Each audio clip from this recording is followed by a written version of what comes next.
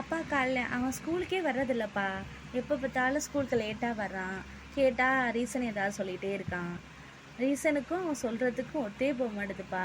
கண்டினியூவாக ஸ்கூலுக்கே வர்றதில்ல, லீவ் தான். லீவ் போட்டுக்கிட்டே இருக்கான், லேட்டாக வர்றான், படிக்கிறதில்ல, கொள்றதில்ல, ஒழுங்காகவே ஸ்கூலில் இருக்க மாட்றான்ப்பா. என்ன மனோஜ், மீனாட்சி சொல்றது உண்மையா? ஸ்கூலுக்கு நீ ஒழுங்கா போறது இல்லையாமே? இல்லைப்பா, நான் ஸ்கூலுக்கெல்லாம் கரெக்டாக தான் போயிட்டுருக்கேன். நான் எங்கேயும் போகலப்பா, எங்கேயும் ஊர் சுற்றலாம் நான் போக மாட்டேன். உங்கள் பிள்ளை நான் ஊர் சுற்றலாம் நான் போக மாட்டேன். மீனாட்சி, எக்ஸாம் இன்னும் எவ்வளோ நாள் இருக்குமா? அப்பா நெக்ஸ்ட் மந்த் எக்ஸாம் இருக்குப்பா. இந்த மந்த்லேயும் நம்ம படிக்க ஸ்டார்ட் பண்ணால் தான்ப்பா நெக்ஸ்ட் மந்த் நம்ம எக்ஸாம் கண்டினியூவாக எழுத முடியும். அப்போ தான் நல்ல மார்க் ஸ்கோர் பண்ண முடியும். சுரேஷ், நல்லா கேட்டுக்க. இன்னிலேருந்து நீனும் மீனாட்சி சேர்ந்து படிக்கணும். அப்போ தான் நல்லா மார்க் எடுக்க முடியும். ஓகேயா? சரிப்பா, அப்படியேப்பா.